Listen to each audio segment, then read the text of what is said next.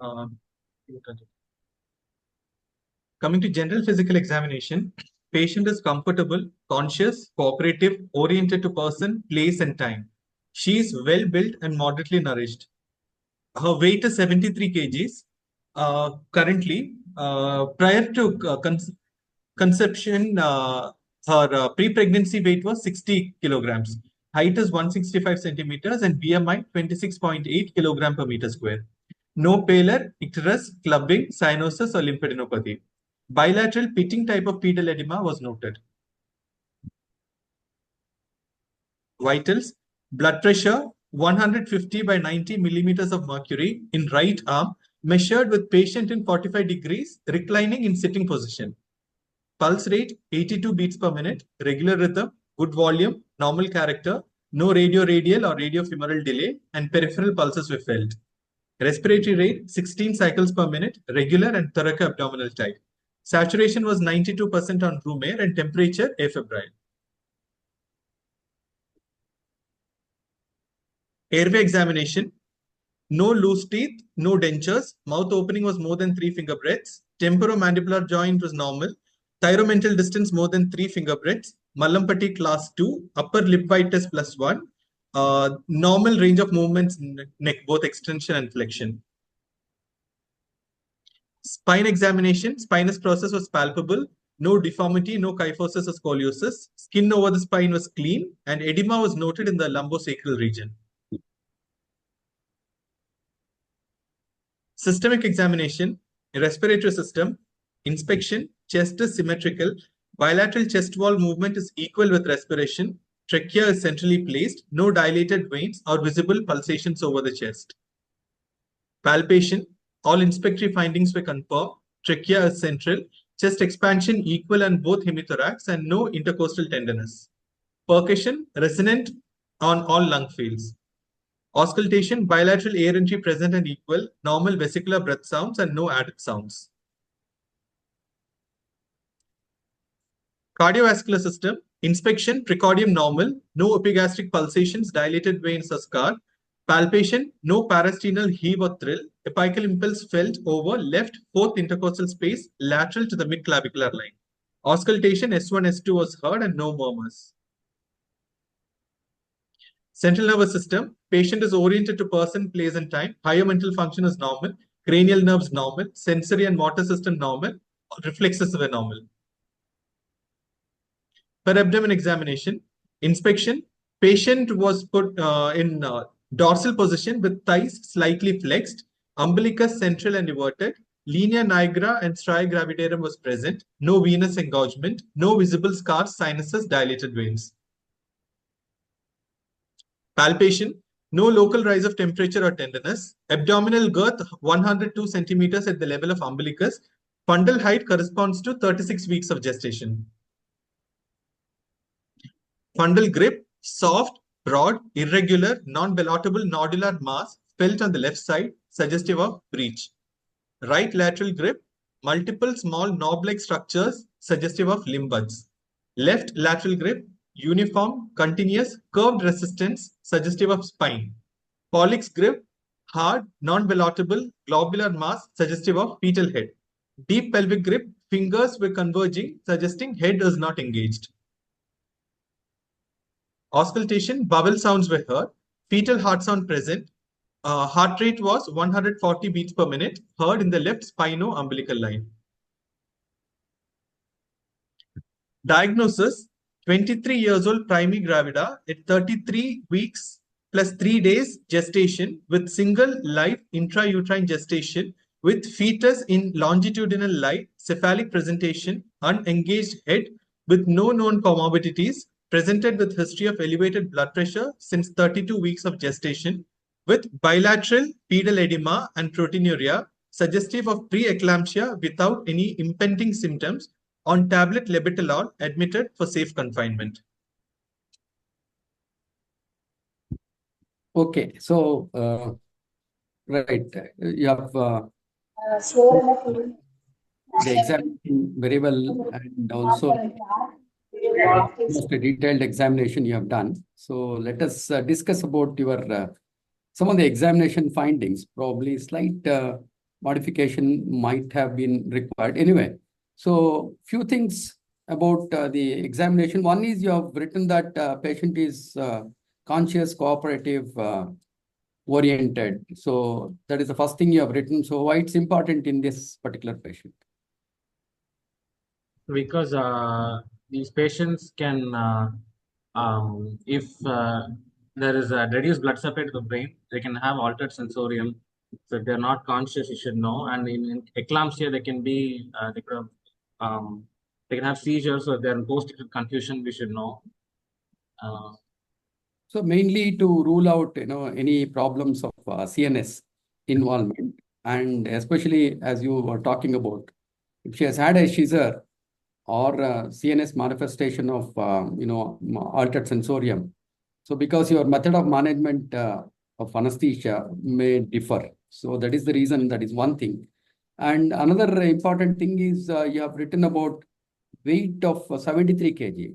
So her Yes. pre-pregnant weight was 60 kg. That means she has put on 13 kgs. So is it Yes. normal or it is abnormal? It is slightly increased. Normal weight gain is around 10 to 12 kgs. But for this patient, the weight is increased by 1 kg. No, 10 to 12 kg by 40 weeks. Okay. Now Okay, she is so only 36. 33 or 34 weeks. What's her period of That is pregnancy? 36 weeks and 3 days, sir. Another 4 weeks is there, and she is going to have more edema. And it is mainly because of the edema they'll gain more weight. Yeah, these women with preeclampsia. So that is why, it is definitely abnormal. So 13 kgs already, maybe another, and they gain a lot of weight at the, as they near term. Okay. So another probably 3-4 kgs she may gain. Definitely it is an abnormal thing. Another important thing here you have written is about the height is 165 centimeters. Mukhtar, what is the importance of height in a pregnant woman for us as anesthesiologists? Sir, for giving central neuraxial blocks, regional anesthesia, we need to know the height of the patient because the volume, if short-statured patient, they can go into high spinal or total spinal immediately after. Now, what is The volume of the decision. drug is decided on the height of the patient. So very good. So how do you calculate the volume of spinal drug? If it's below 150 centimeters, it's 1.4.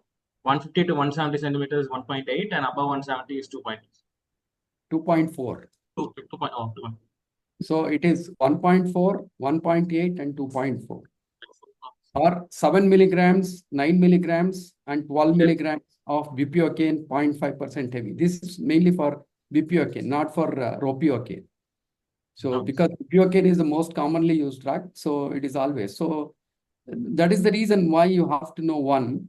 Second, any importance as far as epidural, because many times you may have to go for an epidural, lumbar epidural in these patients, especially for even anesthesia. So height and lumbar epidural anesthesia. Volume of drug to be given. Pardon? The amount of epidural volume for drug also varies, sir. If the height is more, that means that each segment, the distance also might. Calculation of volume for epidural will depend on each segment, how many ml we give. So with short-statured patients, it will. No, how do you calculate? How much per segment in the lumbar epidural based on the height of the patient? Because you have to have an idea, isn't it? How much I require to give, so that even if you're planning for a graded epidural, you know how much total volume I'll have to be giving for this particular patient. To get an, T4 anesthesia is required for cesarean sections. Yes. So for that you have to know. And you don't go high up. You always give a lumbar epidural only. So it is based on the height. You usually calculate as, a patient with 150 centimeter height. So you calculate as 1 ml per segment. You calculate the total number of segments. So about 19 segments have to be blocked from T4 below. So you require sacral segments also have to be blocked. So from T4 below, all the segments have to be blocked. Roughly, it will be about 19 segments. So you calculate in non-pregnant woman or non-pregnant patient, it is 150 centimeters is 1 ml per segment. And every 5 centimeter, higher or lower, you keep on adding 0.1 ml or reduce by 0.1 ml. Suppose a patient, now this patient is 165 centimeters. Isn't it? So 1 ml up to 150, then 155.1, then 160 another 0.1, 165 another 0.1. So she requires 1.3 ml per segment. But this is for Multiplied by 19. This is for non-pregnant. Suppose if she comes for later after her delivery and all, that is the dose you calculate. And for pregnant women, the total dose you calculate and decrease by 30%. Let us say in her case, so 1.3 into roughly 19. Yes, so it comes to about 22 ml, roughly. So 30% of that you have to reduce, almost 7 ml you reduce. So she requires about 15 ml, actually. So that's how, height becomes very important. So you just cannot, measure height just like that and then present, this is the height. So that is one thing. And body mass index, you have given it as 26.8. Is body mass index same for pregnancy and non-pregnant patients? Or is there any separate calculation of body mass index so that, you know whether overweight, obesity, class 1, class 2, class 3, is there any, for classification, is there any separate body mass index for pregnancy? Weight gain calculating as per the weight gain, normal weight gain in pregnancy, sir. Based on that, there is overweight, normal, and underweight, normal, and overweight according to body BMI. With BMI, usually, it is not separated for pregnant patients. Okay. So anything above 25 BMI is considered as overweight only. Even whether actually they should have done a separate calculation of BMI based classification of overweight or obesity, but it is not done. So like same thing, 25 to 29.9 is overweight, 30 and above is class 1, 35 and above is class 2, same thing. So, but according to that, this lady is slightly on the overweight side because 26.8. And one more thing, Mukhtar, you have written it as no pallor. But in usually pregnancy, physiological anemia is very common, isn't it? Why physiological anemia in pregnancy normally? Usually in physiological changes in pregnancy, in hematology, the plasma volume increases more than the red cell volume, sir. So plasma volume increases by 50%, whereas the red cell volume increases by 30%. So there's a difference. So there is so the hemoglobin drops, and we have physiological anemia pregnancy. But now you have written here that she doesn't have any pallor. Yes, so sir. Is it patients with high PIH will be hemo concentration and hemoglobin will be high, sir. PCV It'll become normal. Clinically, we cannot elicit the pallor because they are in a hemoconcentrated state as opposed to a normal pregnant female. So that one thing again you should be knowing. Suppose if there is pallor is there, what do you think? That means that the hemoglobin is actually very low and what you should think about? What other complication these patients could be having? Helps in hemolysis. That is what you should always think. Normally, you expect a hemoconcentration in these patients. That is the reason you don't find any pallor. But if they are having pallor, definitely you will have to try to rule out, is there any hemolysis? So how do you rule out if clinically if there is hemolysis? By icterus, sir. We can see clinically icterus. Correct. So that will be associated. She'll also be having associated icterus. So that is another very important thing you should always look for. And pedal edema you are present, you just have written pedal edema present because, extent of edema you should always write down or present. Because pedal edema is very common in all pregnant women. What is the cause for pedal edema in all pregnant women? The oncotic pressure, correct oncotic pressure normally itself decreases, sir, in pregnant female because there is generally an amount of protein decrease because of the increased dilution. So normal pressure, I think, is 28, 28, 22, Now, 28 what is the, mm. yeah, normal oncotic pressure is 28 millimeters of mercury. For pregnant people, it will be 22. And for PAH, I think it will be 18, I think, 18 mmHg for patients with PAH. Why in preeclampsia, not in all PIH? In preeclampsia, why there is a further reduction of albumin, though there is hemoconcentration? Proteinuria is there. Proteinuria, associated proteinuria. Because of that, these patients will have further decrease in the albumin levels, and that can produce further decrease in the oncotic pressure. So oncotic pressure in these patients can be as low as 17 millimeters of mercury, isn't it? And it can further reduce once they deliver. That is because of the autotransfusion. So that is the normal. This thing, is it because just oncotic pressure is lower, it can produce edema? Is it in normal pregnancy? No, sir. There is also increased hydrostatic pressure because of the occlusion of the IVC. Normally, when the patient is supine, so the lower limb venous pressures are more. So there is increased hydrostatic pressure and decreased oncotic pressure, adding to the increased amount of edema in the lower limbs as compared to a normal person. Now, what are these hydrostatic pressure and oncotic pressures? Hydrostatic pressure is the pressure with which No, what are these? Usually, they are grouped under what forces?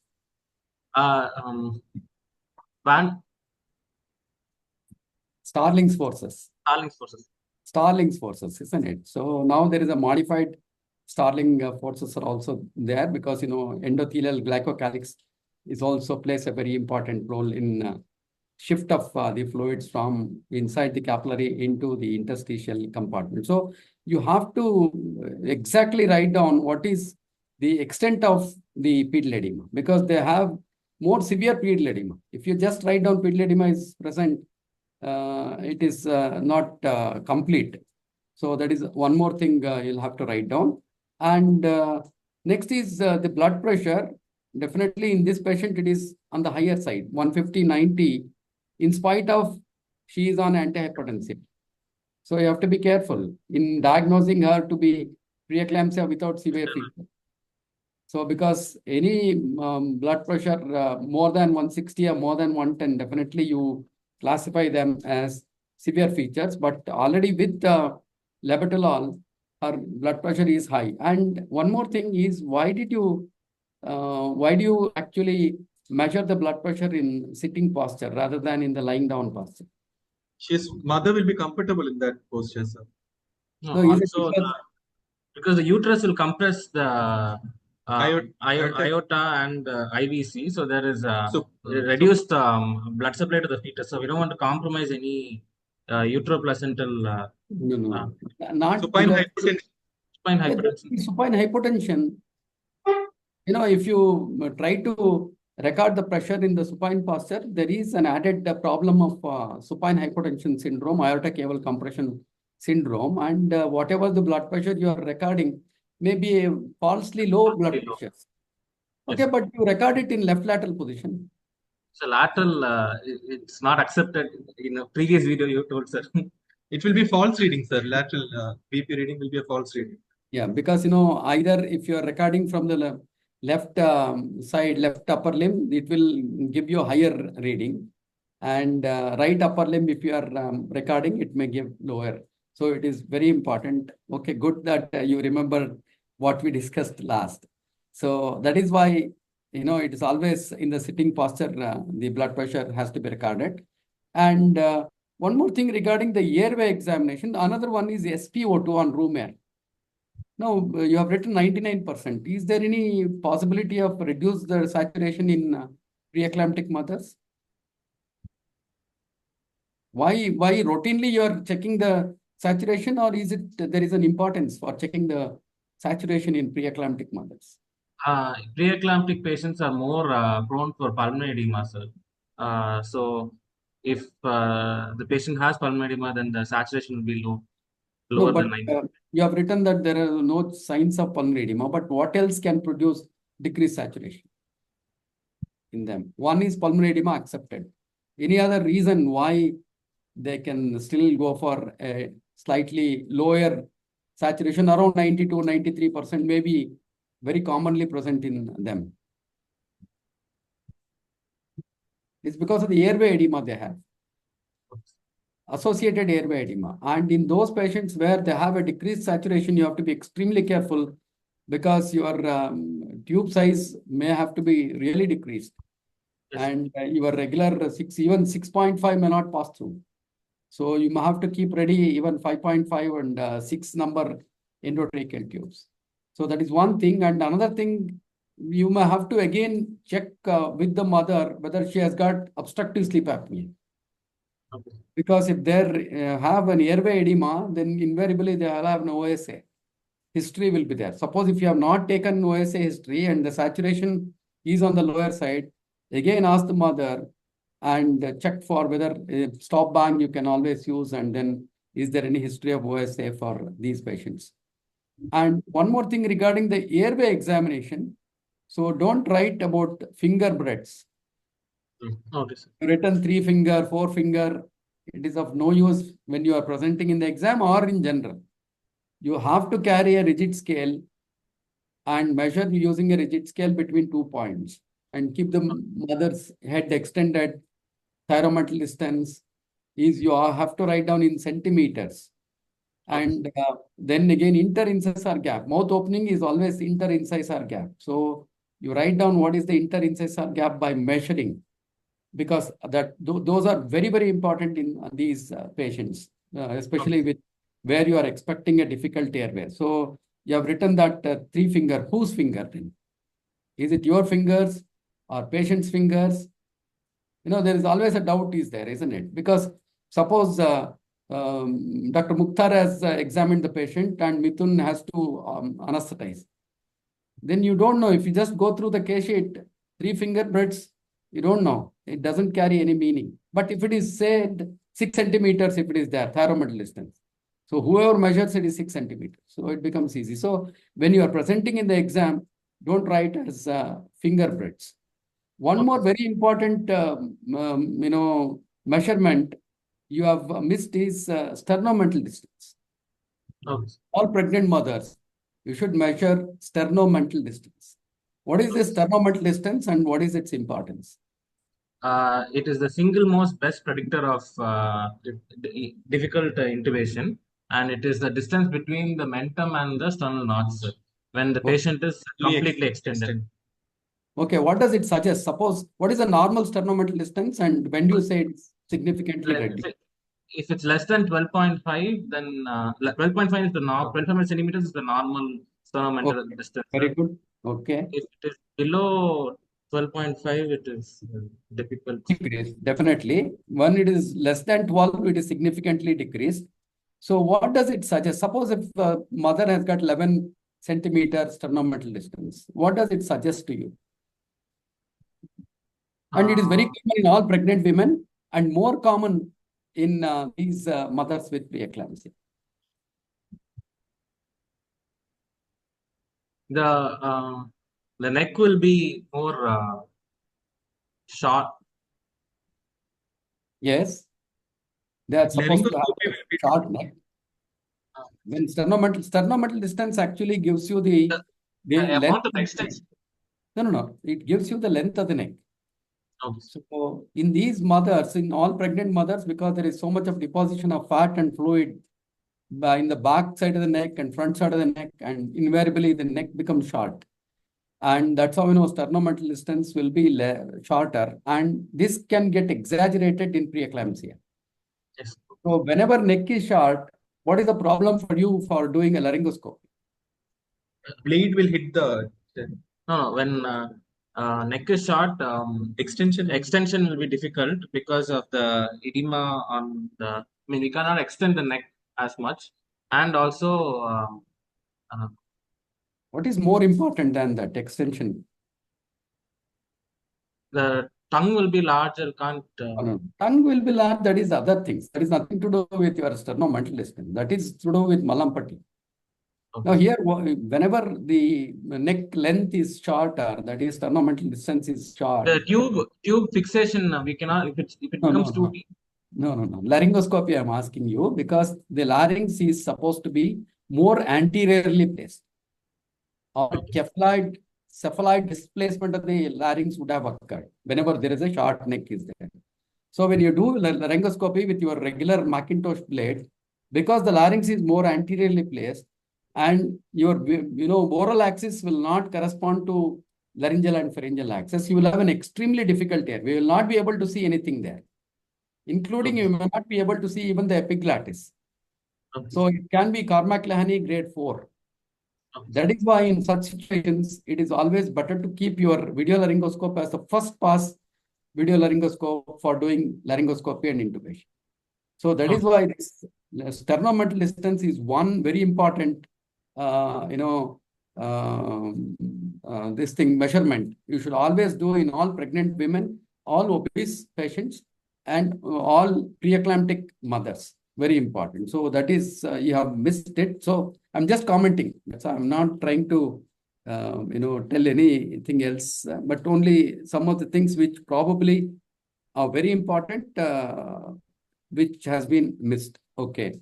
And now, other thing is the lungs, you have said that there are no crepitations. If there are basal crepitations are there, again, it becomes very significant for pulmonary edema, sir, pulmonary. So can you use any other routinely used your equipment to rule out pulmonary edema there? Using an ultrasound.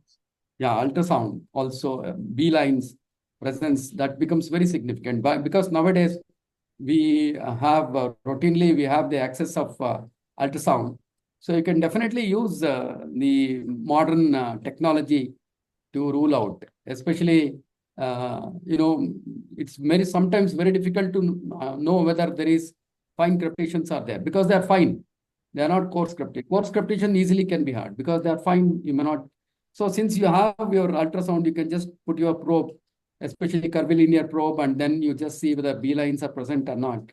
Then you can know that is there or not. One more thing regarding the CNS examination. Is there any other thing to know whether optic, nerve sheath enlargement, which is Ultrasound again of USG. With ultrasound, we can measure this thing, sir. Optic nerve sheath diameter. So that is another thing which you can get an early sign of CNS involvement, and which patient probably may go in for preeclampsia. So that is another thing. Sometimes they may ask you in the exam, so it is better to know about. So the other thing is regarding systemic examination, you should go for abdominal examination as the first examination.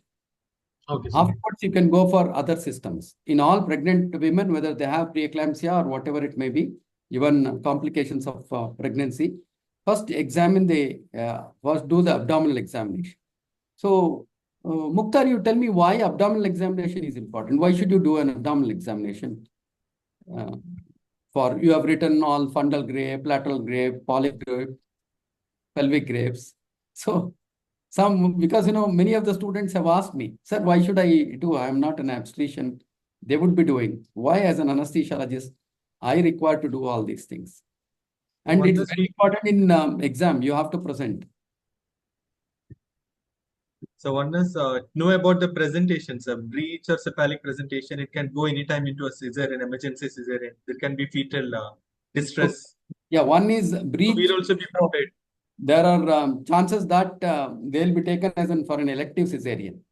Many times, many of the younger obstetricians, they do not allow these mothers to go for a normal labor. Invariably they'll go for elective cesarean section. That is one thing. Even suppose if they are if they are taking for elective cesarean in a breech presentation, any problems? Sir, the timing of oxytocin drip is depending on when the shoulder or both the legs come. No, will there be a delay in extraction of the baby? Yes, sir. For breech, it will be a delay. Isn't it? There is whether even vaginal delivery or cesarean delivery, definitely there will be a delay in the delivery of the fetus. So why should you know, as an anesthesiologist, there can be a delay in delivery of the baby? So we Which should is be called prepared as, for neonatal resuscitation. yeah, that is what is called as, uterine incision delivery interval, UD interval, uterine incision delivery interval. Ideally, it should not be more than how many minutes? For general anesthesia, 10 minutes. No. Whether it is general or spinal or whatever it may be, it should not be more than 2 minutes. 2 to UD 3 interval. minutes. You see, once they put an incision, the baby is not getting any blood flow. Okay, sir. Because suddenly there won't be any blood flow to the baby once they put an incision, because all the blood that should have been gone through the uteroplacental circulation would be coming out now. Okay, And that is the time the baby will not be getting any oxygenation. Once the baby is not getting oxygenated, and if you produce more delay, more than 2 minutes, invariably the baby can, be born with asphyxia neonatal. So you may have to do more, resuscitative efforts for such babies, isn't it? So that is why a breech, definitely you can expect this complication. Okay, so that is one thing, right? What other important things? For example, now fundal grip. Why it's important for you as anesthesiologist in a pre-eclamptic mother?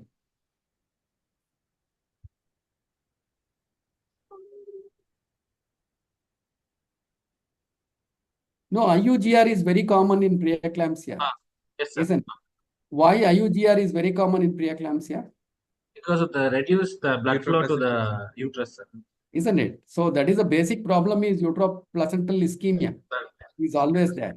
Placental ischemia. So there is IUGR is very common. So then the fundal height also will not correspond to the duration of pregnancy. Yes, sir. So once you do that and you decide that yes, there is IUGR, and again that can produce again a problem as soon as the baby is born. The baby can have neonatal asphyxia that is always there, may require more resuscitation, isn't it? So that is another reason why it's very important to do these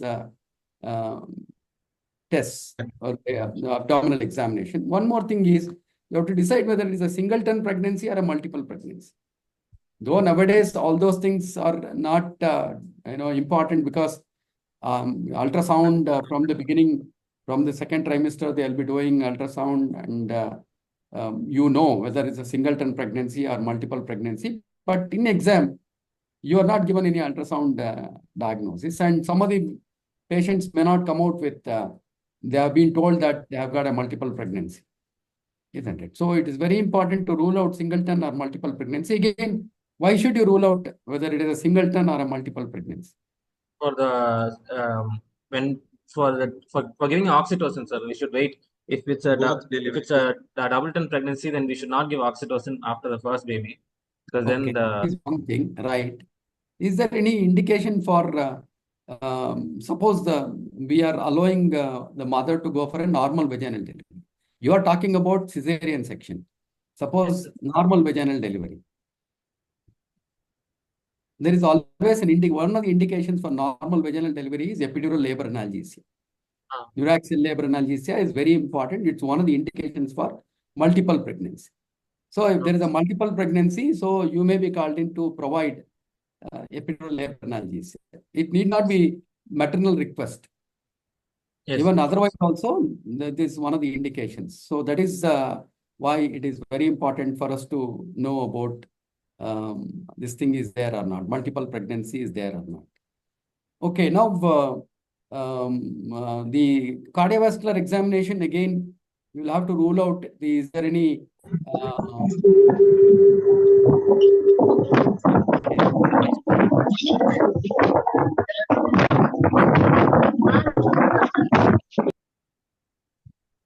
sorry, sir.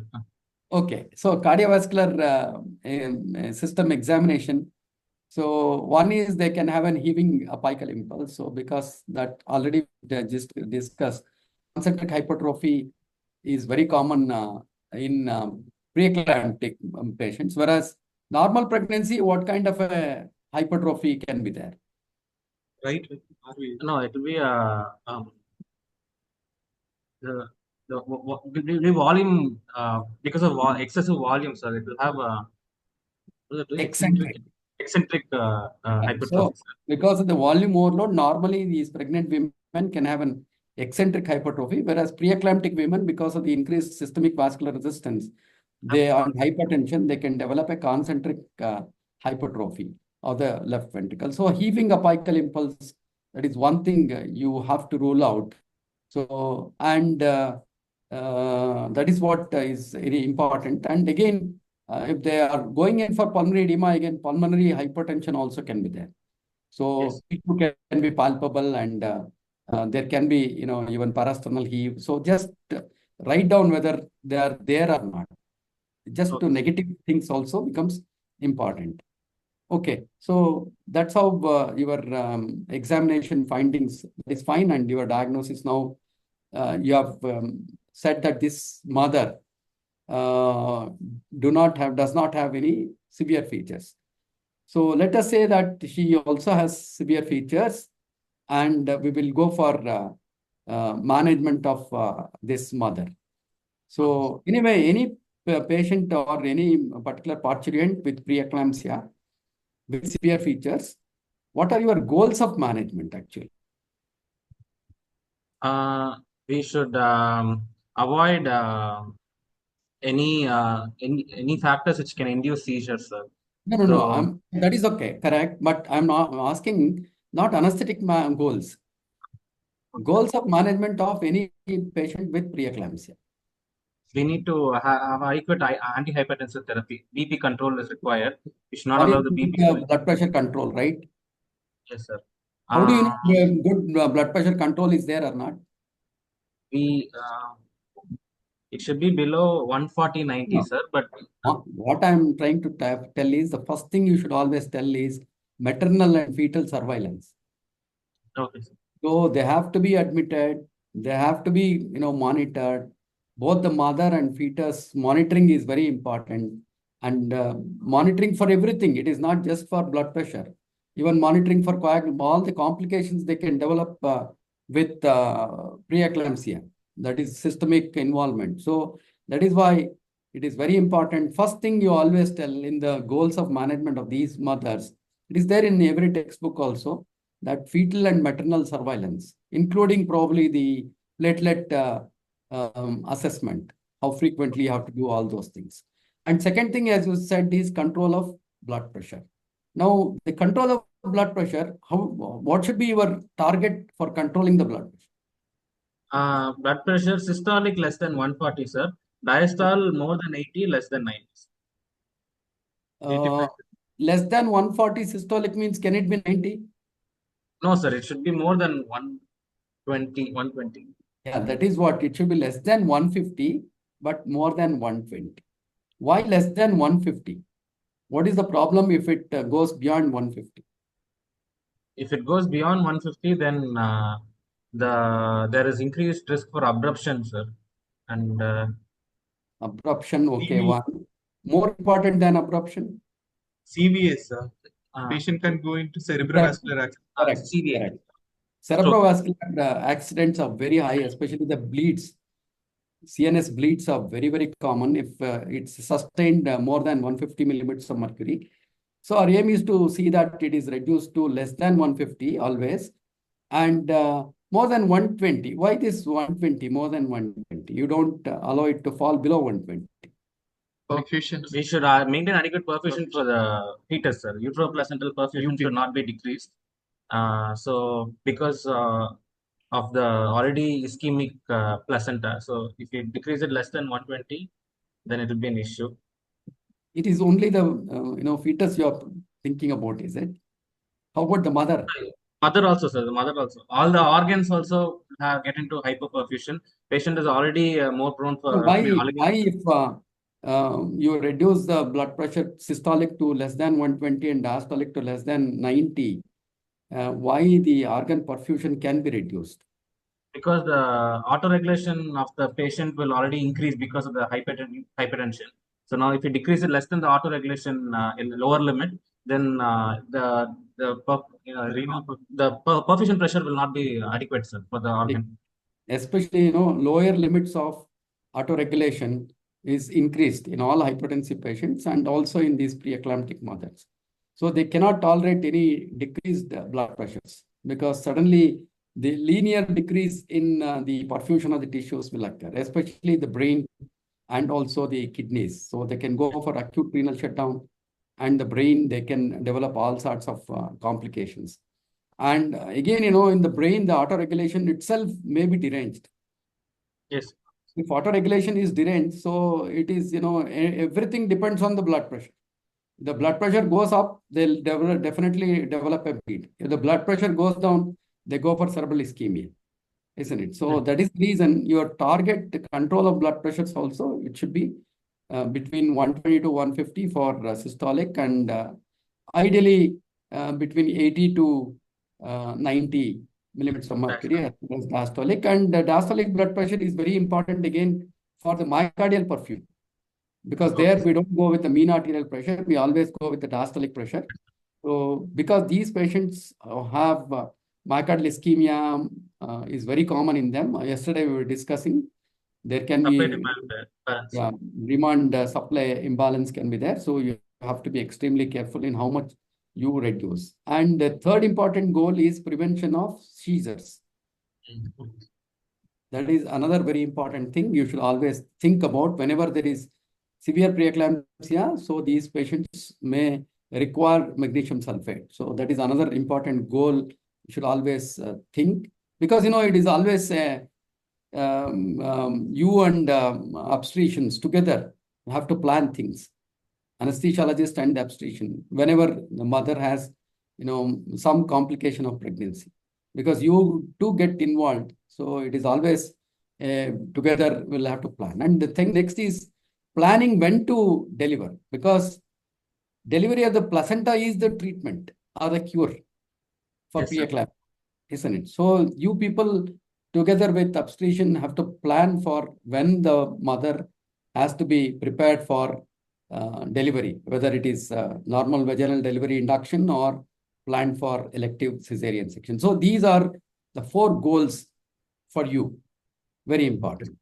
Okay, so now the thing is, this mother, now when you will plan for her delivery of the fetus, because 34 weeks are over for her. Yes, sir. She's 36 weeks. 36 weeks. So once 34 weeks are over, so nowadays she's 36 weeks. Still, how long you want to wait? Because her blood pressure is not very much controlled. It is 150/90, still on the higher side. So we will wait until we will do fetal and maternal monitoring, and if everything is fine, at 37 weeks we will deliver. If a patient has any symptoms of severe preeclampsia, then we will have to see if the patient can be stabilized, and we can buy ourselves 24 to 48 hours to give steroids for fetal lung maturity. If we cannot, if the patient is still not stable, and if a patient is in the verge of eclampsia or patient gets seizure, then we have to immediately deliver, no matter, no waiting of the. Expeditious delivery of the fetus has to be done. So you will have plans, and ideally you do not want any premature delivery as far as possible. So you will allow the pregnancy to continue for at least till 37 weeks, and you can plan after 37 weeks. Anyway, now the thing is, when these mothers are planned for either normal vaginal delivery or cesarean section, so you require to provide labor analgesia if they are planned for normal vaginal delivery, and if it is cesarean section, definitely you will have to give anesthesia.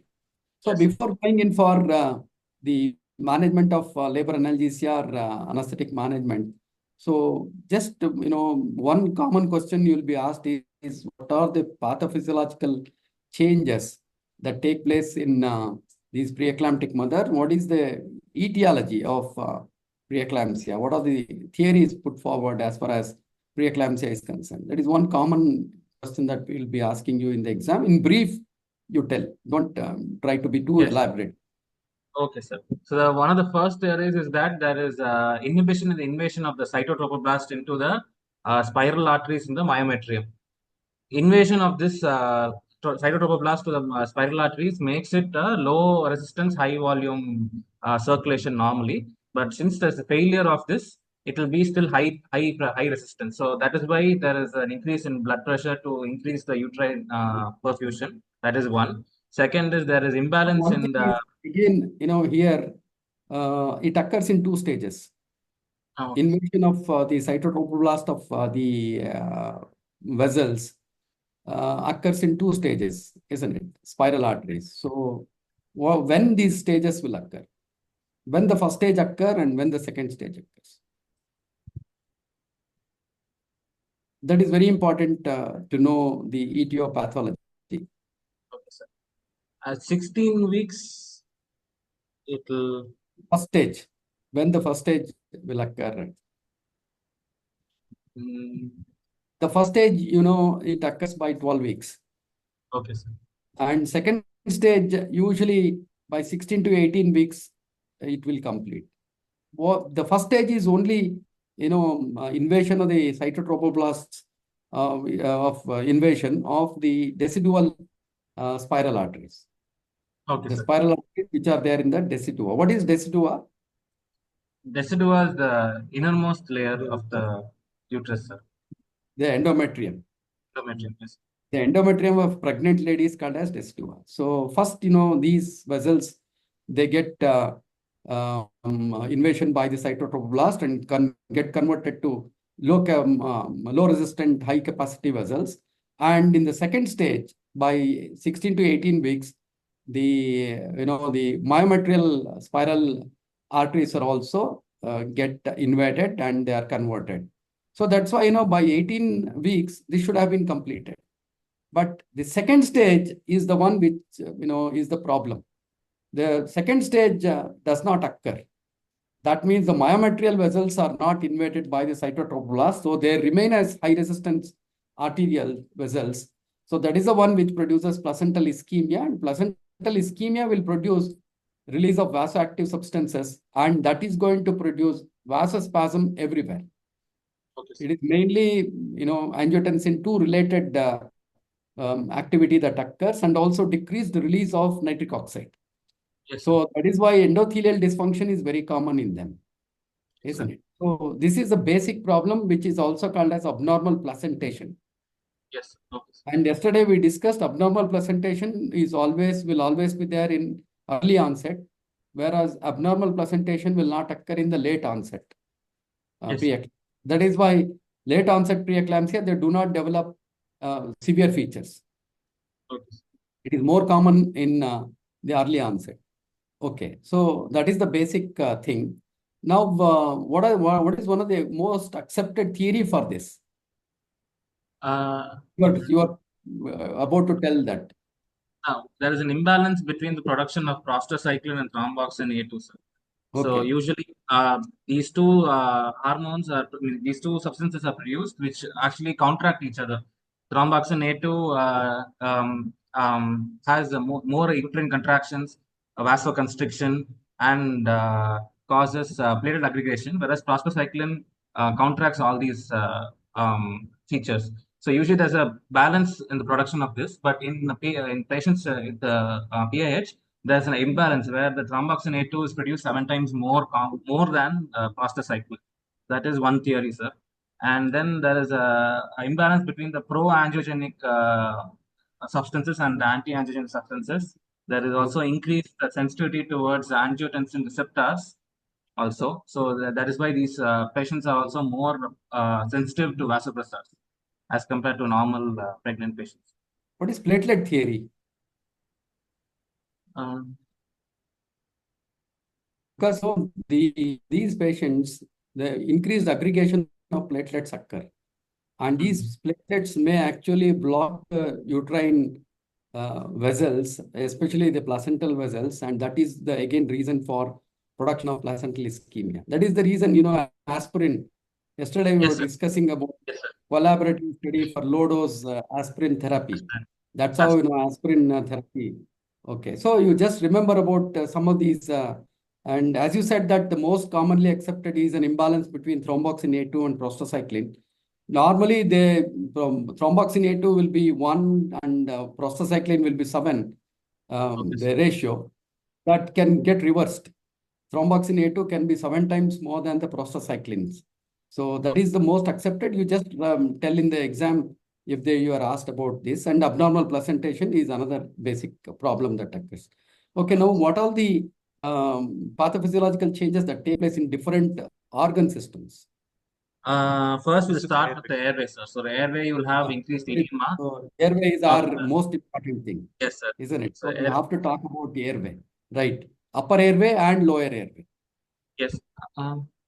Upper airway, edema in the oropharynx, the nose, and the larynx, sir. No, edema So will be there in all pregnant women. Because there is increased body water is there in all pregnant women. So every pregnant woman is considered to have a difficult airway with increased amount of the water in the subcutaneous planes, in the submucosal planes. yes. So edema is there in all pregnant. What is different in case of Here, the neck also they will have edema, sir. So mask and around the face, the tongue also will become large. So mask what you ventilation. have to tell is, Mithun, exaggerated edema.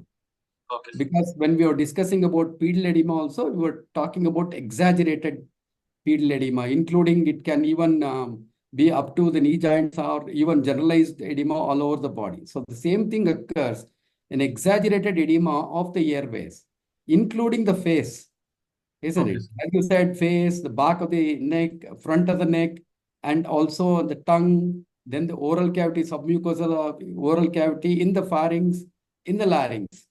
So all these, isn't it? Yes, sir. So because of these, you just tell, if there is a large face, you must have seen as such pregnant patients will have a large face. And in the preeclamptic mothers, it can be still larger face with thick tongue, large tongue, and decreased extension. So what this implies for you? For us, it will be difficult mask ventilation and difficult in intubation.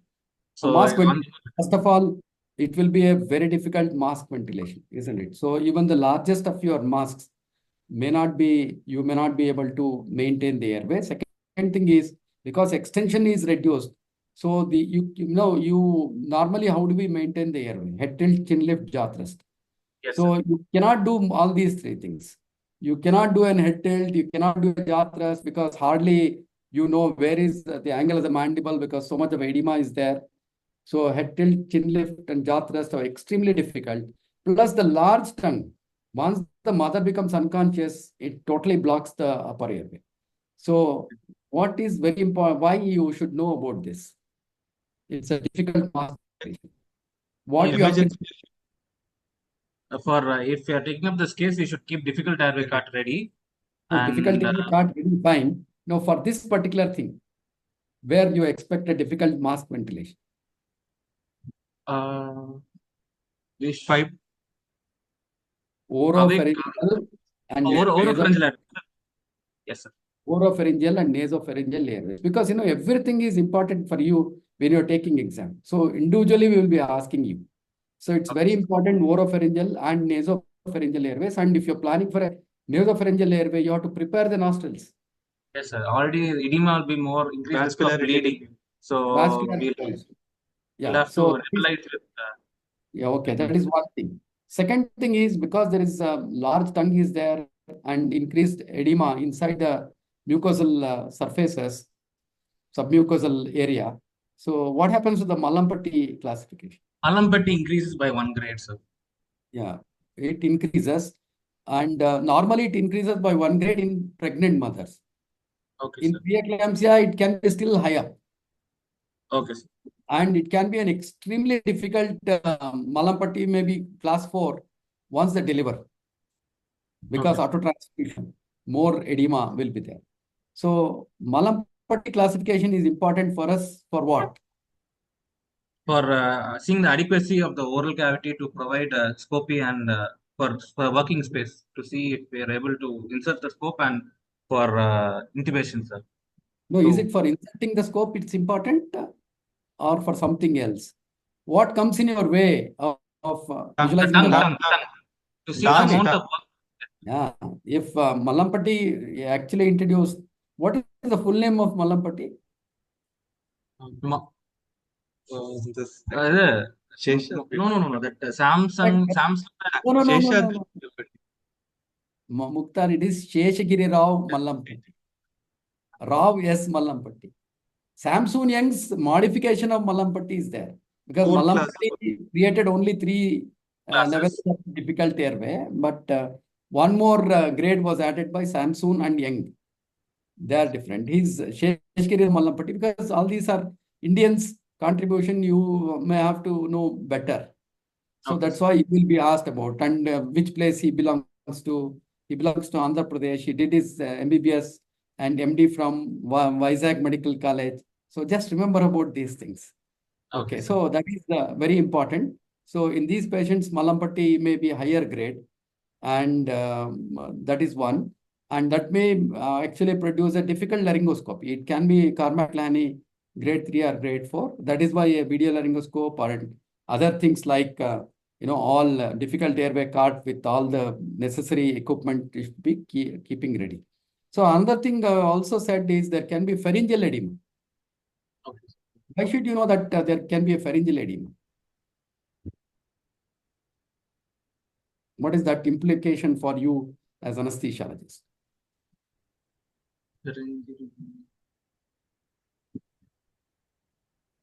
Tube size. No, tube size is laryngeal glottic edema. That decides the tube size, not the pharyngeal edema. What else you will be using as a rescue device in these patients? SDA. Supraglottic airway devices, isn't it? So suppose you, based on the body weight, if you try to keep a supraglottic airway device, it will be too large. So first of all, you will not be able to introduce it or placement. So it will be, unless you plan before only, then you will be struggling to place the supraglottic, and it will be an emergency. Patient will be sinking, desaturating, isn't it? And that is one thing. You may have to go for a smaller sized supraglottic airway device. Second thing is, it may not fit properly. Even if it becomes a distorted pharyngeal anatomy, will be there. So you will have a difficulty in mask ventilation. You will have a difficulty in laryngoscopy. You will have a difficulty in placement of a supraglottic airway device. So if all these things are difficult, what you would finally go for? Awake fiber optic. Yeah, surgical front of the neck access. And is it easy to go for a front of the neck access in these mothers? It's difficult because of short neck and lot of fat also. So that Yeah, also you not able to identify where it is. Yeah, you cannot identify. So in such situation, you definitely anticipate these patients may go in for cannot intubate, cannot oxygenate situation. So what you will plan for now? If such is problem. We will Anticipating such a difficult situation. Awake intubation. One is, okay, mother is not fit for, or you never thought about it, and suddenly you happen to go for this cannot intubate, cannot oxygenate situation. So how do you identify the cricothyroid membrane? Because it's a rescue thing. Now you just put a smaller tube, do a cricothyroidotomy, and put a 5-number tube, and then you can even ventilate the mother. That is always there. So what you use your technology? You can use ultrasound again to identify the thyroid gland, and then we can from there we can go down to the cricothyroid. The cricothyroid membrane can be identified, and we can. So you plan it and then you mark it using your ultrasound, because now you should use all the technology. So that is another very important thing. So airway, you always expect a very difficult airway, and all probabilities of cannot intubate, cannot oxygenate situation you can go into, and you have to plan things for that. Okay, that is about the upper airway pathophysiology as far as preeclampsia. Okay, lower airway. More prone for pulmonary edema. Yeah, pulmonary edema. So you have to rule out, and even during your getting an airway or providing your anesthesia, suddenly she may go in for pulmonary edema, one. And what is the most common situation when she can develop pulmonary edema? Immediately after delivery, because of the auto transfusion, there will be a sudden 500 ml increase in the blood volume of the patient, which can cause pulmonary Yeah. disease. Suddenly, so all these mothers with preeclampsia or mothers with cardiac disease like mitral stenosis or aortic stenosis, they're highly prone as soon as the mother is delivered. So you have to be prepared at that particular moment. So you have to anticipate. You keep ready to prevent or to manage. So that is why the lower airway is also very important. Okay, now coming to cardiovascular system. What are the changes and anesthetic importance? SVR is increased, sir. So first, SVR is increased, sir, and cardiac output also increases because of What cardiac is in output. cardiac Cardiac output? output and SVR both will increase, sir. Okay, that is a controversy is there. Cardiac output, whether it increases or not, that is always there. Of course, modern findings are there may be an increase in cardiac output, but older things usually they go for a decreased cardiac output because of increase in systemic vascular resistance. Anyway, cardiac output. So most important thing is SVR is increased. Okay, what is the problem because SVR is increased? Because SVR is increased, Why should you know that SVR is increased quite a bit? the afterload is increased to the heart, so the No, aesthetic importance I'm talking about. sir, sorry, Aesthetic importance. anesthetic. Implicate. For the kidneys perfusion will also decrease, sir, because of No, don't try to guess things. So it is, when you give GA or spinal or epidural, there is a possibility of crash of blood pressures. okay, sir. SVR is increased, and that is because of the vasoconstriction. That is because of increased angiotensin II receptor activity. Just now you were talking about increased sensitivity for angiotensin II receptor activity. So suddenly when you give propofol or tapentone or even your inhalation anesthetic agents or your spinal and epidural, you can expect that there can be a severe hypotension, and you wanted to avoid that, isn't Yes, it? sir. Initially, when you were talking about the goals of managing the blood pressures, you don't want any fall in blood pressure to less than 120 systolic and less than 80 diastolic. So there is Yes, always a possibility. So this you have to anticipate, and you have to keep ready your drugs to prevent. yes, sir. Or sometimes you may even have to go for a prophylactic infusion of these vasopressors in order to prevent crashing of the blood pressures. Isn't it? So that is another thing which is very important. Plus other things like the heart itself. What other pathophysiological changes in the heart? Because of the LVH, there will be increased demand for oxygen. Yeah, they are high risk of developing myocardial ischemia and infarction. There are incidences of myocardial infarction for these mothers. Okay, one. What else can be there? Are they prone for cardiomyopathy? Yes, sir. Because of the It is not peripartum cardiomyopathy. Because of increased amount of catecholamine induced, they can develop cardiomyopathy also. So how do you know that they have a cardiomyopathy is there or not?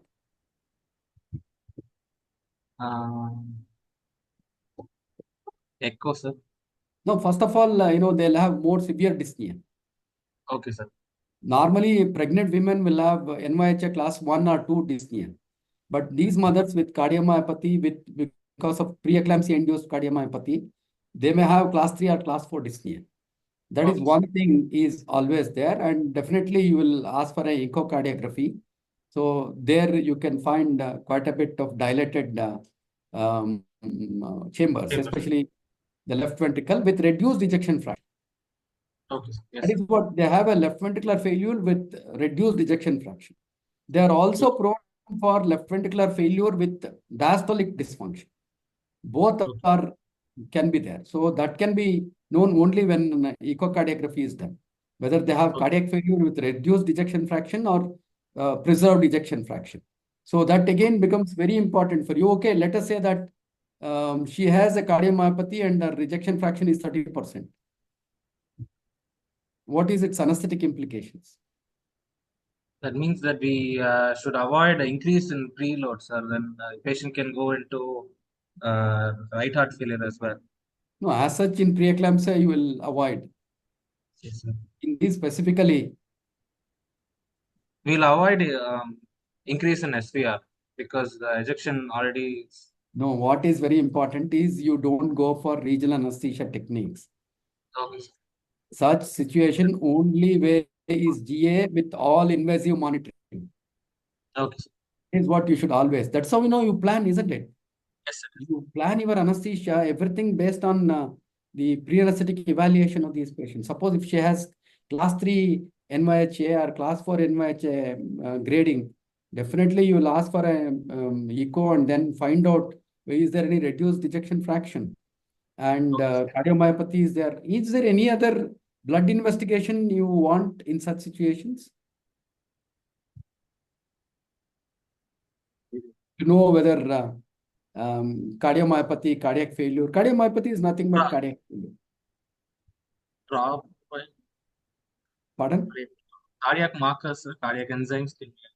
Cardiac enzymes mainly for, that is for myocardial ischemia or infarction, like TROP-T or TROP-I, cardiospecific TROP-T. Huh? Yes. NT-proBNP. Yeah, that is BNP or NT-proBNP because that they are increased, especially in case of patients developing cardiomyopathy or cardiac failure, and it is, it can occur in preeclamptic mothers, especially with severe features. So you may have to ask for a BNP levels or a NT-proBNP levels.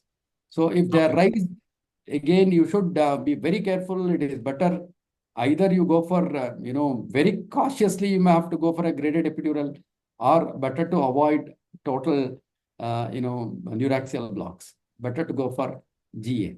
So that is very important. And what is the one more complication they can develop as far as the heart is concerned, which you have to be careful about when you are providing anesthesia for these patients.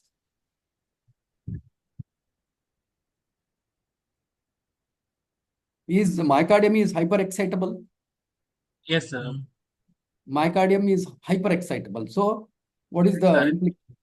Arrhythmias, sir. They can even develop a fatal ventricular tachycardia or ventricular fibrillations.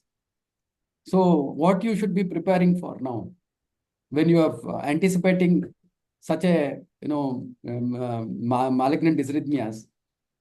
We should have our anti-arrhythmic drugs ready, and we should avoid intubation response. We should keep that is anti-arrhythmic drugs fine. What else more important? A working or a functioning defibrillator.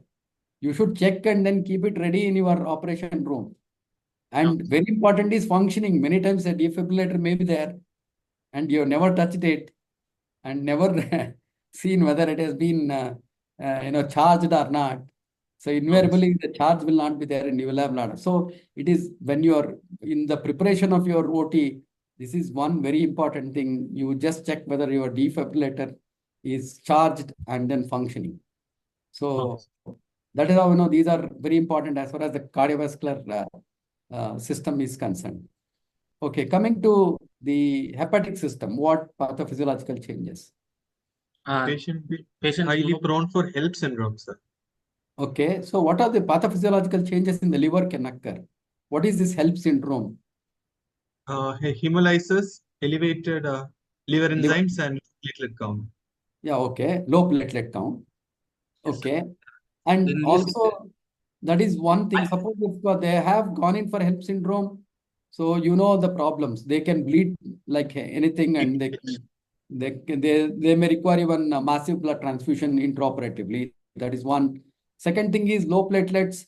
So you'll have to know how much of platelets are there, whether can you go for a spinal anesthesia, epidural anesthesia, or labor analgesia, neuraxial labor analgesia.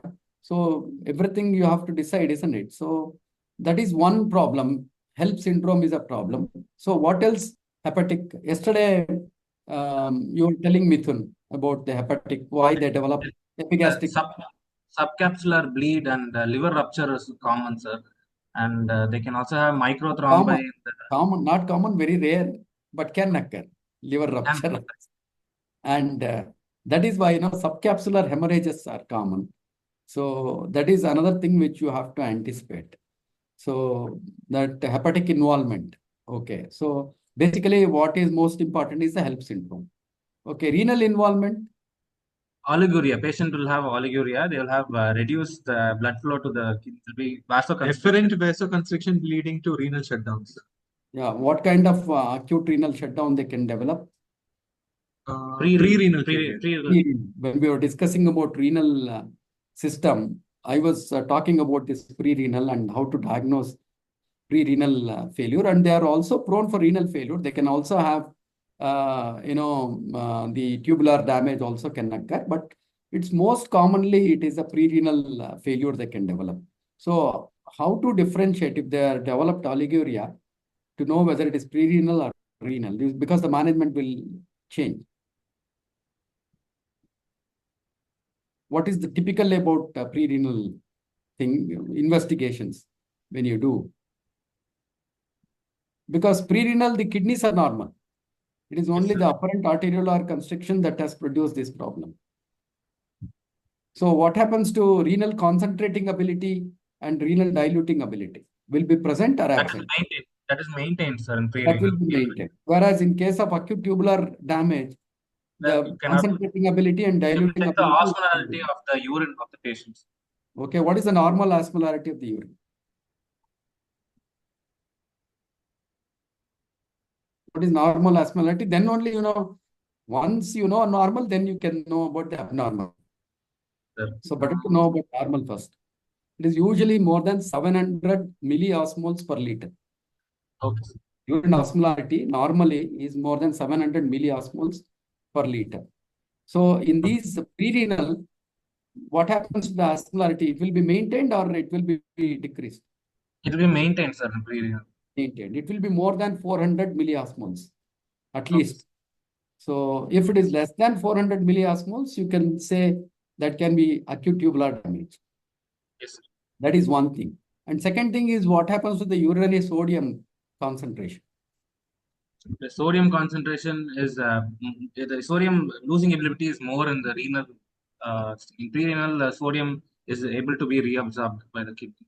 So what will be the urine sodium will be increased. Urine sodium, the fraction sodium extraction, the fraction, the test is that. First of all, just sodium. How much will be what is the normal sodium levels and pre-eclampsia?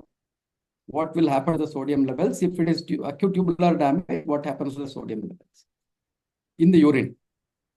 It is normally 20 milliequivalents per liter, more than 20 milliequivalents. So that is maintained in pre-renal. Okay, sir. Whereas in acute tubular necrosis or renal failure, it will be less than 10 milliequivalents per liter sodium. So sodium retaining ability is also if there is renal problem, that is acute tubular necrosis. And fractional excretion of sodium also will have a problem. It is normally less than 1%. That is maintained in these patients with preeclampsia, but it can be more than 2% in patients with acute tubular necrosis. So just know about these things, because invariably, if you say anything about kidney, they'll start asking about this. Okay. Okay. So then coming to the CNS. Yes, sir. The CNS seizure threshold is reduced. Hyperexcitable CNS. Yes, sir. And then hyperexia, hyperexcitability of the CNS is very common. Okay. Then any kind of pain has to be avoided, sir, to the patient. No, they are prone for intracranial bleeds. Isn't it? Not the possibility of eclampsia or seizures. We know that there is loss of autoregulation in the brain. Because of the autoregulation in the brain is lost, there is increased capillary permeability is also there. That is why they are highly prone for intracranial bleeds. In cerebrovascular accidents are very common.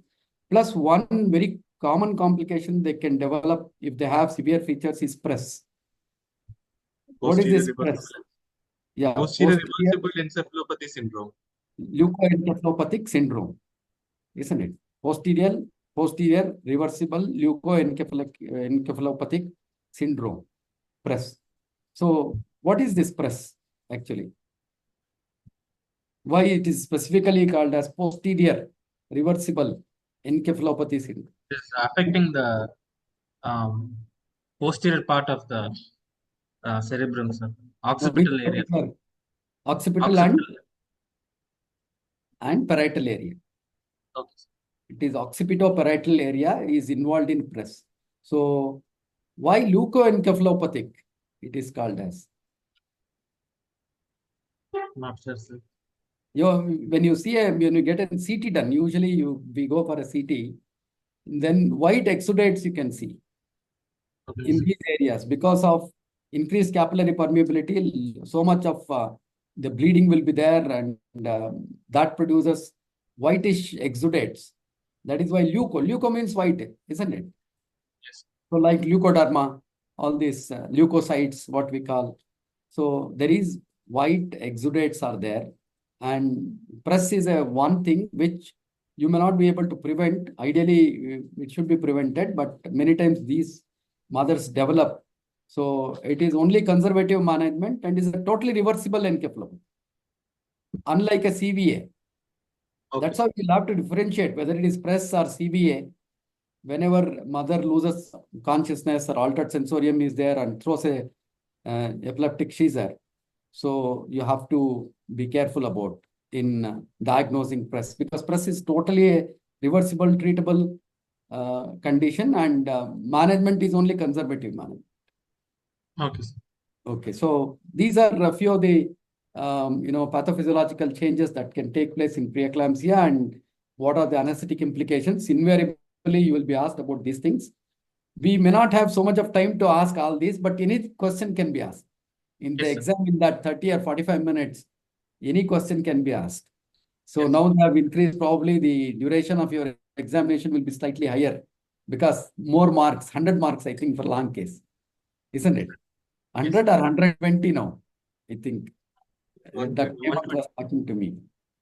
They've Anyway, increased the whatever mark. it may be, so there will be another extra 10 minutes for the examiner. So any question can be asked. So all these are anesthetic implications of these pathophysiological changes that take place in preeclampsia with severe features. And the mother with preeclampsia can go for severe features anytime, because already yesterday we discussed it's a dynamic thing. It is not a static thing. Okay, now a mother with preeclampsia is she can be posted for either labor analgesia or for anesthesia.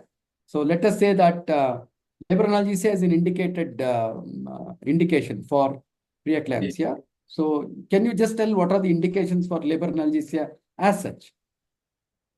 Indications for Maternal request. that is the most important, right? Comorbidities which we should avoid pain very importantly in cases of any cardiac issues or Any PIA. systemic diseases of the mother, you can say. Systemic disease of the mother, like cardiovascular system disease or respiratory system disease or any other system that is involved. Okay, that is the second thing. And now this present patient, hypertensive disorders of pregnancy. That is one more indication. What is the fourth indication? Multiple gestation. Multiple gestation, multiple pregnancy. Yes, very good. Then in cases where GA is a little harder and we would like to rely on the regional, but regional is more difficult, so we can take some time and secure the catheter before itself, so that when the patient goes into labor, we can very easily establish regional anesthesia. what is that called as? What do you call that? You're correct. What do you call that thing? What you are going to have a epidural placed, so that even if the mother requires GA later, suddenly, so you don't go for GA, you can convert it into an anesthesia very fast. It is called as prophylactic epidural. Okay, sir. It is called as a prophylactic epidural. So that You are providing analgesia also, and if you want to convert it into anesthesia, you can do. Okay, that is one more indication. Oh, what other indications? Prolonged labor is an indication. Okay. Especially prolonged labor can be due to, there can be an incoordinated activity between the uterine contractions and cervical dilatation. That is called as, discoordinated activity between uterus and cervix. And once you place an epidural, it becomes coordinated. So they'll deliver easily. So that is one of the indications, prolonged labor. One more indication is there. Trial labor. Wherein previously the mother has had a cesarean section, not for CPD, but for maybe non-reassuring fetal heart rate. Now you can definitely allow her to go for a normal vaginal delivery. You are giving a trial. So you always place an epidural, because during that, there is a 50% chance that again she may require cesarean section. Yes. Since you are waiting for the cesarean section, probably 50%, why she should suffer pain? Yes, sir. That is why it is an indication for epidural labor analgesia. Okay. Now, let us say that this mother is planned for, epidural labor analgesia because they want to induce labor in her. She has completed her 37 weeks. Now, anytime she can be induced, and definitive treatment for preeclampsia is, placental removal. Now, how do you investigate her? And then how do you go ahead? One for labor analgesia, second for anesthesia. Both investigations. Complete blood count, sir, first. Okay, complete blood count. Okay. Look for hemoglobin, PCB, platelet count. Okay. Now, each one I was telling you in the previous this thing also, you have to tell about the indications. So hemoglobin, because these patients are more Concentration. concentration. So we'd Okay. like to know what the hemoglobin is. And also these patients are more prone Can you for know by hemoconcentration the severity of the problem? Suppose, let us say in this mother, the hemoglobin is 16 grams. Yes, sir. That means it's very concentrated. Yeah, that means very severe hemoconcentration. That means very severe vasoconstriction. That means, it's quite severe preeclampsia or preeclampsia with severe features. So that is how, hemoglobin becomes very important. One. Second thing is, Platelet count, because these mothers are prone for bleeding. yes, sir. They're more prone for massive transfusion. Yeah, PPH is very common. One. Abruptio is again very common in these mothers. And DIC is very common. These are the three things which we should have discussed about the pathophysiology as far as the blood is concerned, hematological complications. So DIC is very common. That is how, they may require massive blood transfusion. Abruptio placenta is also another common problem in them. And PPH, again, uterine atony is another common thing. So that is how, your hemoglobin estimation becomes very important. Okay, hemoglobin, right. And platelet, Mukhtar was talking about platelets. Why, Dr. Mukhtar, platelets? One is if she's going to help severe features, HELP syndrome, there will be thrombocytopenia, sir. It's okay. So if you're going for regional anesthesia, we need to know about epidural, even if you want for labor analgesia or this thing, regional spinal, we need to know about the platelet count and decide on that, sir. No, all pregnant women, do they have a lower platelet levels? Yes, sir, they might have a gestational thrombocytopenia. What is the usual, how much platelets you can accept for, pregnant? For spinal, 80,000. I'm not talking about spinal or epidural. In general, in pregnancy, what will be the 50,000. platelet levels normally? Above 1 lakh, sir. 1 to You said 1.5. dilutional platelet, thrombocytopenia. When you say thrombocytopenia in these mothers? Less than 1,50,000, sir. No. Yes, correct. No, correct. Because up to 1,50,000 is an accepted one in them. Because normal platelet levels in anybody is more than 2 lakhs. Because of dilutional thrombocytopenia, it comes down to about minimum is 1,50,000. Anything less than 1,50,000, you should consider them to have thrombocytopenia. Okay. For providing your epidural or spinal, now you'll have to think what is the platelet levels. Now, you tell me how frequently you require to assess the platelet levels. Serial. We have to do serial platelet trends. We should see. We should not see a Serial, single it's value. fine, but how frequently? Is it every half an hour? No, sir. Not 24 hours. 24 hours. Not sure, sir. No, that is again important, isn't it? When you are planning for these things. So suppose if she doesn't have any severe features, Hours, sir. once a week is enough. Because you are monitoring her, you have admitted her, you have not planned for it. Many times you will not plan unless she reaches 37 weeks. So every week, once a week is enough. And if there is a trend which is going down, then every day you'll have to do it. Mhm. Every day. And if there is a decreased trend, the last platelet count should be when you plan for your regional anesthesia. What should be the last minimal period before which you have to assess the platelets? Within 6 hours, the platelet count. Less than 6 hours, ideally 2 hours. The last 2 hours. So less than 6 hours you can accept, but ideally, because there can be a rapid decrease trend. So ideally less than 6 hours, that should be, and repeatedly every 6th hourly you have to do it. In Okay. patients where there is a decrease in platelet count, decrease trend is there. Okay, accepted. Platelets is over. Next. Next, we'll ask for urea creatinine, sir, because these patients are more, they can have oliguria. We have to know creatinine level because one of the severe features of preeclampsia is the creatinine level. And also Uric we can see acid. uric acid also we can see, sir. And then Okay. Enzyme, What is the LFG, normal uric acid level? What is the 7. normal uric acid level? 7 grams per 5.9 No, mg per No, is it 7 milligrams per deciliter? Up to 7 is normal. So in them, there will be a further decrease because of dilution. So anything above 5.5, you should consider it as increased uric acid levels.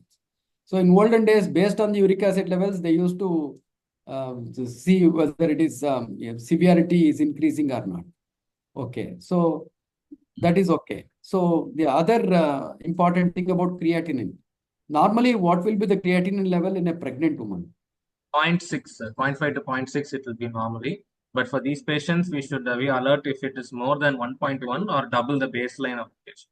Yeah, because normally creatinine levels will come down No. in Increased creatinine levels. pregnancy because of dilution. Again, it's a dilution and also GFR, increased GFR. So in these mothers, there may not be any increase in GFR with preeclampsia. So there can be elevated creatinine levels. So you should be careful. Okay. Then what other investigations? Liver function test is very important, sir. Very important. Yes. Okay. For AST, ALT, then bilirubin, then albumin levels. So all Yes, these sir. levels are very important. Okay. Then Urine along routine to look for no, albumin, no. urine albumin. Albumin, That coagulopathy. PTINR. it Yeah, will be PTINR increased. and Prolonged. APT. PTINR, APTT becomes very, very important in them. Okay. Coagulation profile along with the liver profile. Okay. Then Urine Urine routine. routines. okay, for proteinuria, so that you can assess the severity, whether it is 1+, 2+, or 3+. 3+ is definitely a severe feature. Okay. Then Blood sugar, sir. Blood sugar. blood sugars, because many of these preeclamptic patients can also have gestational diabetes mellitus. Many times it goes with, and especially the late onset preeclampsia. If they are obese, majority of them can be obese also. They can also have gestational diabetes mellitus. So you rule out that, right? Then ECG. ECG is very important again. Okay. ECG and echocardiography also, you can definitely get it done. Okay. So this X-ray. for cardiomyopathy, sir. If you're asking like this thing, is there any? I mean, how early can we ask the obstetrician to get a echocardiogram for a patient, sir? No, it all depends on the symptomatic nature of the patient. I was telling you, NYHA classification you will be doing. Suppose if it is going beyond the class 2. In pregnancy, you cannot have any higher grades of NYHA. Usually, it will be NYHA 1 or maximum NYHA 2. But if she is complaining of even at rest, many of them become breathless. So definitely you have to rule out peripartum cardiomyopathy or preeclampsia induced cardiomyopathy. Yes. Then you ask for this thing, whether diastolic dysfunction is there, systolic dysfunction is there. What is the problem? Why the cardiomyopathy? What kind of cardiomyopathy? Okay, right. We will also ask for magnesium levels in the event that the patient is having magnesium injections for the. Yeah, if magnesium is very important. When do you usually put them on magnesium sulfate? When they are in preeclampsia with severe Seizures, seizures, to seizures, avoid the seizures. patient develops seizures, then we'll start on Because when we were talking about goals of management of preeclamptic mothers, one of the goals was prevention of eclampsia, isn't it? You have to prevent. It is not that you start magnesium sulfate after they develop eclampsia. No. Once there are any severe feature is there, any other severe features, it can be cardiac severe features, CNS, or hepatic health syndrome, or renal. It is better you start magnesium sulfate, and expeditious delivery of the fetus has to be undertaken. Once you start them on magnesium sulfate, within 48 hours, delivery has to be done. So that is how, you may have to start them on magnesium sulfate. So what is, why magnesium sulfate? How does it produce prevention of eclampsia? It competes with calcium, sir. So there is increased, it increases the seizure threshold. So the amount of most important thing is NMDA receptor antagonism. NMDA. That is the most important effect of magnesium in the CNS brain. That's how it produces increased seizure threshold, so that patient will not throw a seizure. That is one important thing. And also, as you said, that it can have an effect on the calcium transport, whether it is from extracellular compartment to the intracellular compartment, or from the sarcoplasmic reticulum to intracellular calcium levels. So definitely. And also, it has got an problem again in the transport of calcium in the presynaptic skeletal muscle nerve ending, isn't it? So that is also there. And also in smooth muscles also, it produces relaxation because of the calcium transport interference. So peripheral artery is what it does. Vasodilates. Yeah, it produces vasodilatation. It also helps in reducing the blood pressure in these patients. But it should not be given for reduction of blood pressure. Yes. It also has got a benefit in these patients by also producing peripheral arterial dilatation, so that it can also help in control of blood pressure. That is also an added benefit for us. And what is the normal magnesium levels? Normal is below 2 milliequivalents per liter. So 1.4 to 2.4 milligrams per deciliter, you can always say, either milliequivalents or milligrams. So what is the therapeutic concentration? 3 to 5 is therapeutic, sir. If you're talking in terms of milliequivalents, you should be very careful. Milliequivalents per deciliter. Per deciliter, or suppose if you're talking in milligrams per deciliter, it is milliequivalents per liter. Milliequivalents is always per liter, whereas milligrams per deciliter. Milligrams per deciliter is 4, it's below 6, sir. 3 to 6, I think. 4 to 9. Up to 9 milligrams per deciliter is a therapeutic concentration. You can have 4 to 9 milligrams. And when there is reflexes will start becoming reduced. Deep at 10. Anything about 10 to 15. 10 to 15 is hyporeflexia. Yes. Okay. After 15, what will happen? 15 milligrams per deciliter. Cardiovascular collapse. No. Respiratory. Respiratory depression. Yeah, because muscles, diaphragm will become decreased tone of the diaphragm and paralysis of the accessory muscles. So 15 to 20, they go for respiratory paralysis. 20 to 25, cardiac arrest. So dysrhythmias, cardiac arrest. So just remember 4 to 9 is a therapeutic concentration, 10 to 15 hyporeflexia, 15 to 20 respiratory paralysis, 20 to 25 cardiac arrest. So invariably you'll be asked about magnesium. And what are the two regimes that are used for magnesium? Richard's regimen and the Zuspan regimen. Sebai's Yeah. regimen. Richard, Sebai's regimen and Zuspan regimen. No, Pritchard's and Zuspan. Richard and Zuspan. Richard's regimen and Zuspan. Yeah. Yeah. What is the Pritchard's regime? 20 no, 4 grams in IV. 20 minutes, IV 20 minutes, followed by 5 grams in each buttocks, alternate IM. And then Okay. after that, still provide a loading dose of 14 grams, sir. After this, every hour we give 5 grams in alternate buckets. every 4 hours. 20, up to 20. Every fourth hourly, Every fourth alternate only 1 gram. 5 grams. 5 grams. intramuscularly. Afterwards, it is a purely intramuscular regime. Where is Zuspan's regime? 4 grams IV bolus over 20 minutes, followed by 1 gram per hour infusion. Okay, okay. 1 to 2 grams per hour infusion. It depends on if the mother throws an scissor, we'll have to increase it to 2 grams. Otherwise, if she's not throwing any this thing after starting magnesium sulfate, it is 1 gram only. So how do you prepare this? What kind of magnesium sulfate is given?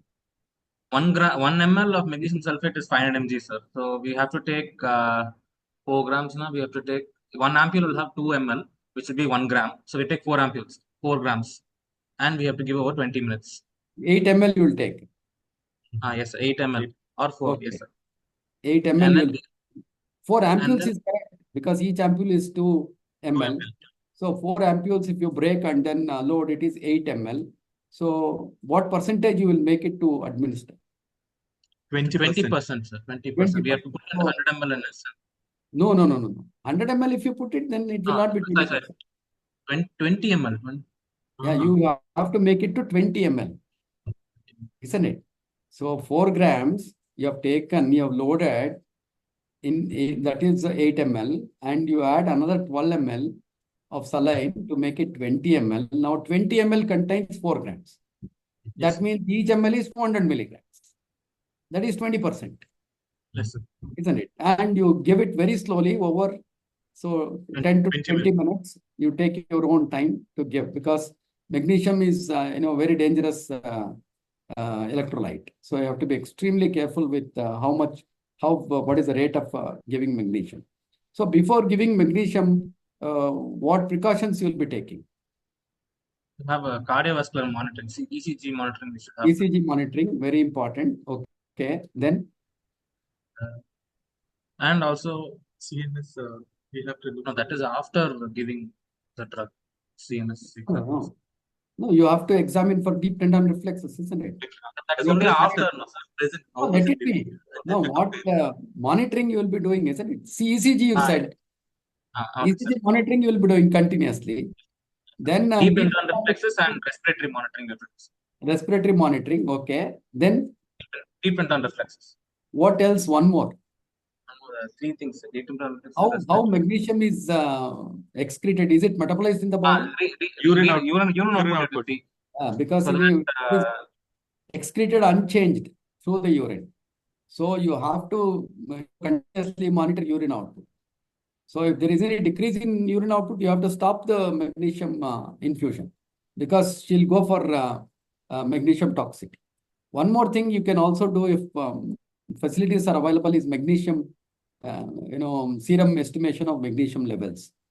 That also you can always do. So this is how you have to use. Suppose if the patient is on magnesium sulfate infusion, would you like to stop? Suppose if you want to go for labor analgesia, or if you want to go for continue till it should continue 24 hours to continue. It should not be stopped for delivery or for any other. So that is another postpartum, at least for 24 hours, it should be continued, because the mother is at risk of developing eclampsia anytime. Okay, that is one accepted.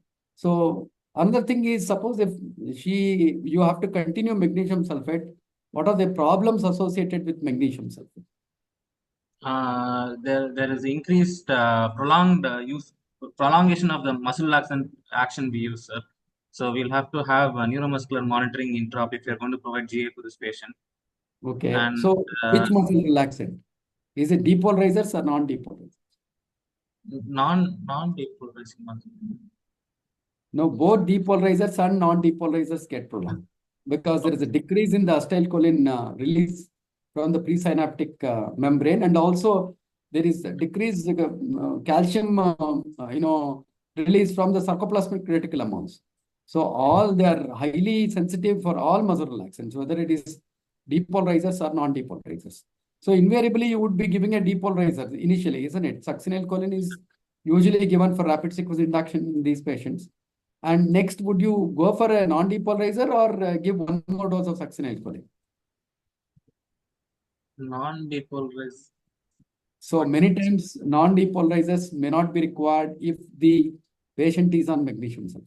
We have to wait until the patient starts taking efforts, and then Yeah, until then they may not come out of succinylcholine for some time. As such, the succinylcholine duration of action is prolonged in pregnancy. yes, Because of because of dilution this. of pseudocholinesterase concentration. So they take more time, maybe about 8 minutes when compared to 5 minutes in non-pregnant states. Now here it may even prolong to 15 minutes. Okay. So then you give one more dose of half the dose of succinylcholine and just wait for it to come out, and they'll be fine. That is what has been described in Chestnut, if you read. He says that if the mother is on magnesium sulfate, you don't go for non-depolarizers. Go for one more additional dose that may be sufficient for the entire period of cesarean section. So that you have to keep it in mind, because they may take a long time to come out from non-depolarizers. So that problem is always there. You have to be ready. And suppose if you want to give succinylcholine, any problem as far as when they are on magnesium sulfate infusion? You expect any other thing? What? Not. Mukta, you wanted to tell something? No, tell loudly, no problem. This is not exam. No, sir. Will the patient have hyperkalemia, sir, with magnesium? No. Magnesium is similar to potassium, but succinylcholine will not produce unnecessary hyperkalemia if the patient is on magnesium sulfate. Can't give it in the same line, sir. We should not mix the magnesium and succinylcholine. But usually you don't give. That is always there. No, but the other thing you should always remember is, many times when you give succinylcholine, you will always wait for the fasciculations to reach the dose before you start. Once the fasciculations have reached the dose, now you know that 100% larynx is relaxed, airway is relaxed, isn't it? So you don't even look for your time for 1 minute. But here there won't be any fasciculations. When the mother is on magnesium sulfate, there won't be any fasciculations. You have to note what is the time. 1 minute, you just have to wait and then start doing laryngoscope. Okay. So that is another very important thing which you should keep it in mind. Okay. That's about magnesium sulfate and the problems associated with. So, okay, you are still in investigations. Yes, sir. Last one chest ECG, chest X-ray. Pregnant patient. I was asking you, chest X-ray would you like to go for, or you will avoid? We'll avoid the pregnant patient. Yeah, if at all it is warranted, then maybe with ledapiran, abdominal shield and. Suppose the mother also has got a pneumonia, where you want to, the chest X-ray becomes very important. So then you cover the abdomen by ledapiran and then take a chest X-ray. That is always there. Okay, these are some ultrasound also, sir, for finding pneumonia. Yeah, that already we have discussed, isn't it? For pulmonary edema, pneumonia, ultrasound can be used. You can definitely avoid chest X-ray. As far as possible, radiation exposure you should always avoid when in pregnant mothers. Okay, so now we'll have to discuss about labor analgesia and anesthesia for this mother. So I think it is time now. So any people have asked anything in the chat box? No, sir, nothing as of now. Seconds. Just So probably I think we'll continue for about half an hour or 45 minutes or maximum 1 hour next week for labor analgesia and anesthesia for this patient, and afterwards we'll go for other cases. So next week it will be normal pregnancy and anemia in pregnancy, sir. Okay, okay. So that also, we can combine with this only, isn't Yes, it? So it becomes easy for us to continue with our discussions. yes, sir. Right then, I think it is 1 minute to 7. Any particular doubts, Mithun or Mukhtar, what we discussed till now?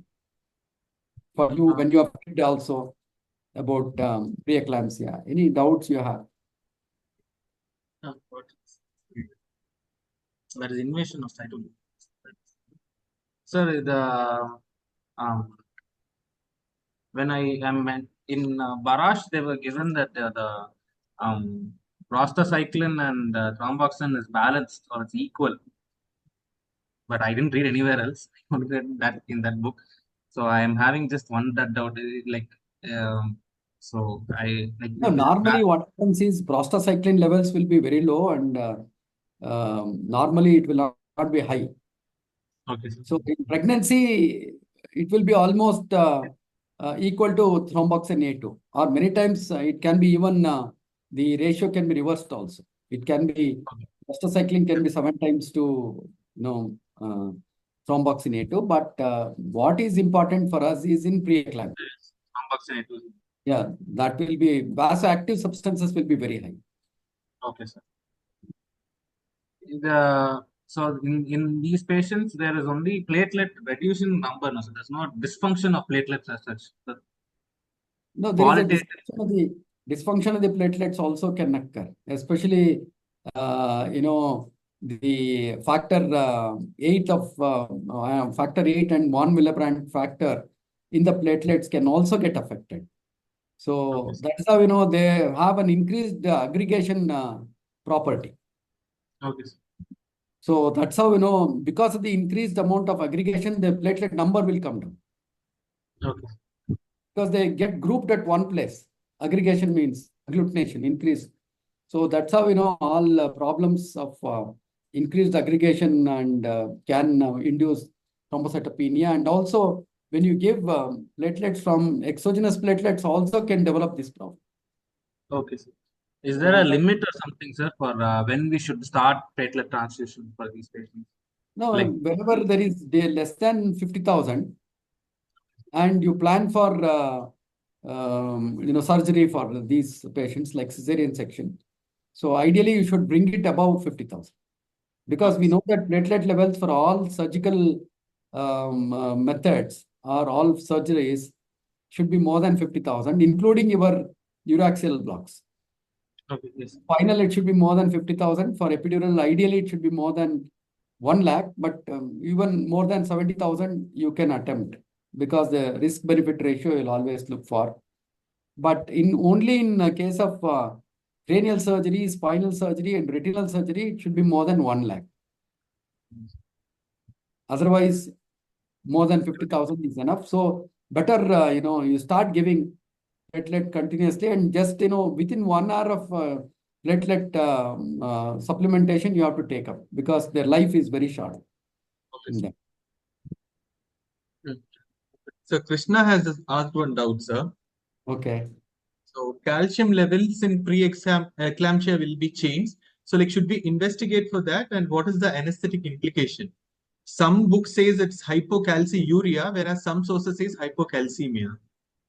No, hypocalcemia is not a problem in case of preeclampsia. Usually, you don't have much problem as far as, they were thinking that, calcium levels may decrease. That is why they were thinking that calcium supplementation may prevent preeclampsia. But they did study regarding calcium supplementation and preeclampsia. They did not find any prevention of preeclampsia with calcium supplementation. But routinely, will be supplementing calcium for all pregnant women, isn't it? Because the growth of the bones, especially for the fetus, depends on the maternal calcium levels. So that is why iron and calcium routinely we supplement. Okay. So calcium do not have much importance as far as preeclampsia investigations are concerned. Okay. That's all. That's all doubts. If there's anything Yeah, else, okay. And if you have more doubts, we can definitely discuss next week. Okay, thank you so much. Yeah, Thank you, nice sir. discussion we had. We'll continue with the same discussion for 1 more hour next Yes, week. sir. Yes. Thank you and good night. Thank you, sir. Good night.